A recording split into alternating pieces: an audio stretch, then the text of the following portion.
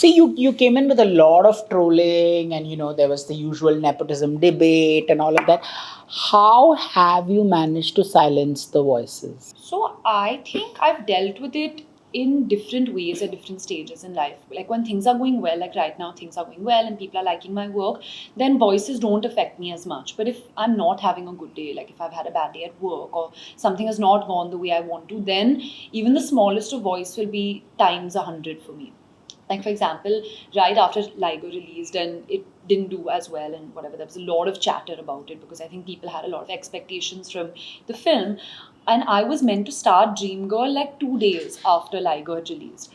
So I finished off promotions, the film released, and then that weekend I had to fly and shoot for Dreamgirl. And I remember the night before shoot, I was like, I don't think I can do it. Like I can't act. What maybe whatever everyone's been saying is true, and it really did affect me on set. And that's never happened to me before, where I was like nervous and I was fumbling with my lines. I was not being like if it's normal to take many takes on set, but if anyway you're on that mindset that, oh, I'm not good enough, and then you're taking takes and you start like, it starts getting reinforced that, oh, what if it's happening because I can't act or I can't do it. So I think it affects me differently on different days, but I think in general I've gotten a lot better. Like, maybe something won't affect me today. Like, if I read something today that, like, oh, she's not good or she can't do this today, maybe I'm fine or in a good mood. But, like, 2 weeks later, I might be shooting or doing something. And in case I have a bad day, then all those old voices subconsciously, they build up in you. They don't really go away. Even if you read it right now and you ignore it, sometimes later it's still there in your, like, zehen.